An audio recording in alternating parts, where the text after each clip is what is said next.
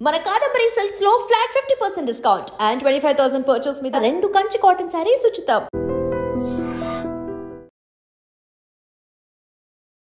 ఖమ్మం జిల్లాకు చెందిన 20 సంవత్సరాల రమ్య విశాఖలో ఆత్మహత్య చేసుకుంది. అయితే ఈ కుటుంబం మాత్రం ఇక్కడ ఉండటం లేదు, ఖమ్మంలో ఉంటున్నారు. మరి హైదరాబాద్లో పనిచేస్తున్న రమ్య విశాఖలో ఆత్మహత్య చేసుకోవడం ఏంటి? ఇదే కదా ఇప్పుడు ట్విస్ట్. రమ్య అలాగే ఖమ్మం జిల్లాకు చెందిన నరేష్ ఇద్దరు ఖమ్మం జిల్లాలోని ఒకే ఊరుకు చెందిన వాళ్ళు. ఈ నరేష్ రమ్య ఇద్దరు కూడా హైదరాబాద్లో పనిచేస్తున్నారు. ఒకరికొకరు ఇష్టపడ్డారు. ఇష్టం కాస్త ప్రేమగా మారి ఆ తర్వాత పెళ్లి చేసుకోవాలి అనుకున్నారు.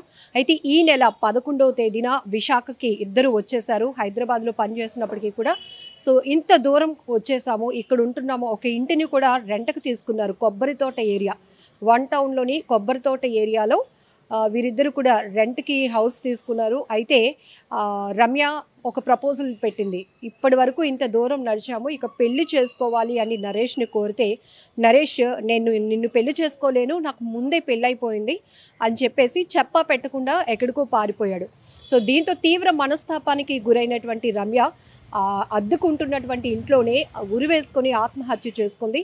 ఈ ఘటనకు సంబంధించి ఇంటి ఓనర్ ఇచ్చినటువంటి సమాచారంతో 2 టౌన్ పోలీసులు సంఘటనా స్థలానికి చేరుకొని అక్కడ ఆమె ఆత్మహత్యకు కారణాలు ఏంటి అనేది కూడా దర్యాప్తులో కారణం నరేష్ అనే వ్యక్తి ప్రేమించి పెళ్లి చేసుకుంటానని నమ్మించి ఆ తర్వాత హైదరాబాద్ నుంచి విశాఖ వరకు వీళ్ళిద్దరూ రావటం, పెళ్లి చేసుకోలేను అని నిరాకరించి అతడు పారిపోవటం ప్రధాన కారణంగా తెలియటంతో అతన్ని అదుపులోనికి తీసుకుని రిమాండ్కు తరలించారు 2 టౌన్ పోలీసులు. ఇక్కడ మనం ఒకటే చూడొచ్చు, ఈ మధ్య కాలంలో ప్రేమ పేరుతో జరుగుతున్న అనేకమైన మోసాల వల్ల హత్యలు జరుగుతున్నాయి, ఆత్మహత్యలు కూడా జరుగుతున్నాయి. ముఖ్యంగా యువత చాలా జాగ్రత్తగా ఉండాల్సిన పని ఉంది. ఎందుకంటే ఇంత ఎఫర్ట్ పెట్టి మీరు ఇంత ఉద్యోగాలు చేస్తున్నారు, మంచి మంచి జాబ్స్ చేస్తున్నారు, అలాగే ఉన్నతంగా చదువుకుంటున్నారు. కానీ మీ లైఫ్లోనికి వస్తున్నటువంటి వ్యక్తులు ఎలాంటి పరిస్థితిలో ఉన్నారు, అసలు మీరు తెలియలేని వాళ్ళతో ఏర్పడుతున్నటువంటి పరిచయం ఎంతవరకు తావిస్తోంది అనే దానిపై ఫోకస్ పెట్టలేకపోతున్నారు. చాలా వరకు ఎక్కువగా సూసైడ్లకి కారణం కూడా ప్రేమ పేరుతో నేను మోసపోయాను, ప్రేమించిన వ్యక్తి పెళ్లి చేసుకోవడానికి నిరాకరించాడు, ఇక నాకు లైఫ్ లేదు అని చెప్పేసి కేవలం కనీసం పేరెంట్స్ గురించి కూడా ఆలోచించకుండా క్షణికావేశంలో తీసుకుంటున్నటువంటి నిర్ణయాల వల్ల ఇప్పుడు ఆ తల్లిదండ్రులు తీవ్రంగా రోధిస్తున్నటువంటి పరిస్థితి. మీ అమ్మాయి ఇలా విశాఖలో సూసైడ్ చేసుకుందని చెప్పేసి పోలీసుల నుంచి వాళ్ళకి కాల్ వెళ్ళగానే గుండెలు బాదుకుంటూ ఖమ్మం నుంచి విశాఖకు రావడం జరిగింది. ఆ కూతుర్ని అలా విగత జీవిగా చూసినటువంటి ఆ తల్లిదండ్రుల రోదన వర్ణనాతీతమని చెప్పాలి. మరొక వైపు ఇక్కడ నరేష్ అనే వ్యక్తి ఆల్రెడీ పెళ్ళయి కూడా ఈ అమ్మాయితో సహజీవనం చేస్తుండటం, అంటే ఇదంతా ఎందుకు నడుస్తోంది, ఆ అమ్మాయి పెళ్లి చేసుకుంటాడు అనే ఒక కారణంతో.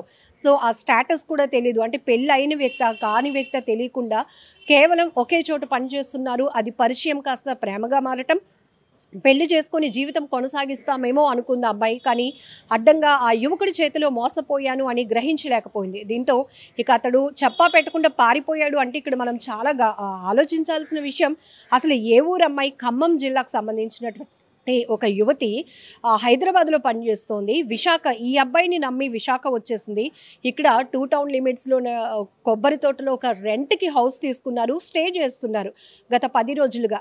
సో ప్రేమ పెళ్లి ప్రపోజల్ వచ్చేటప్పటికి పూర్తిగా అమ్మాయిని మోసం చేయాలనే ఆలోచన బయటపడటంతో తను ఇంకా మొత్తం హోప్స్ అన్ని కోల్పోవటం వల్ల ఇంకా తల్లిదండ్రులకు కూడా నేను చెప్పలేనేమో, నేను మోసపోయాను ఇతని చేతిలో, ఇక నేను చనిపోవాలి అని ఒక కఠినమైనటువంటి నిర్ణయం తీసుకుంది. సో చాలా జాగ్రత్తగా ఉండాల్సిన అవసరం ఉంది. ఈ మధ్యకాలంలో ప్రాంతం ఏదైనా కావచ్చు, ఆత్మహత్యలు కానీ హత్యలకు కానీ ప్రేమ విఫలం కావటం, ప్రేమ పేరుతో జరుగుతున్న మోసాలు ప్రధాన కారణం అవుతూ ఉండటం వల్ల సో విచక్షణ రహితంగా కాకుండా ఆలోచనాత్మకంగా మీరు ముందుకు వెళ్తే కనుక మీకు చాలా ఫ్యూచర్ ఉంటుంది. ఒకవేళ అతను మోసం చేసినా మీరు పేరెంట్స్కి కన్వే చేస్తుంటే సరిపోతుంది. కానీ ఇలా బలవన్మరణాలకు పాల్పడటం, ప్రాణాలు తీసుకోవాలనుకోవటం, మీరు లేని లోటు మీ తల్లిదండ్రులకు ఎవరు తీర్చలేనటువంటిది.